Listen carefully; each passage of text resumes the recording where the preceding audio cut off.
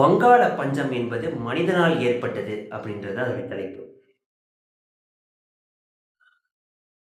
ஒரு BSc agriculture students அவங்களுக்கு எப்படி பெங்கால் ஃபேமினை பத்தி கத்துக் கொடுக்கப்படுது அப்படின்னா, brown leaf spot of rice அத அது ஒரு நோய்.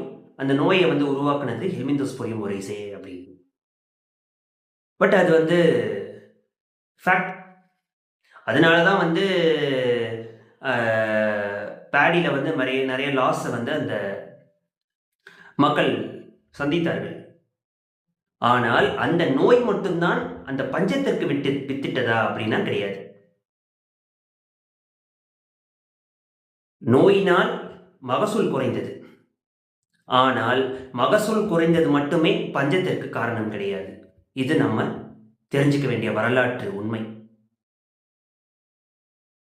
இந்த வங்காள பஞ்சம் ஏற்பட்ட பொழுது 1943 அப்ப வின்ஸ்டன் சர்ச்சில் அவர் இருக்காரு.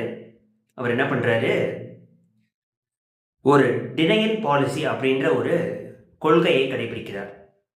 மறுப்பு கொள்கை அப்படின்னா என்ன?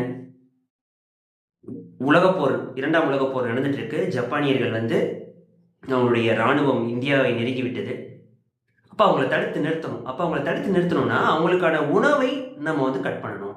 இப்போ உணவை கட் பண்ணணும் அப்படின்னு நினைக்கும் போது அப்ப என்ன ஆயிடுச்சு, ஏற்கனவே இந்தியாவில் உணவுக்கு தட்டுப்பாடு ஏற்பட்டிருக்கு. அந்த டைம் மகசூல் குறைஞ்சிருச்சு.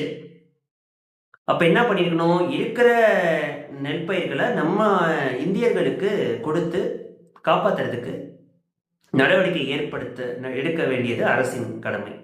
ஆனா அன்னைக்கு இருந்த காலனிய அரசு என்ன செஞ்சது அப்படின்னா, எவ்வளவோ மில்லியன் டன்ஸ் ஆஃப் பேடியை எக்ஸ்போர்ட் பண்றாங்க, ஏற்றுமதி செஞ்சுட்டாங்க.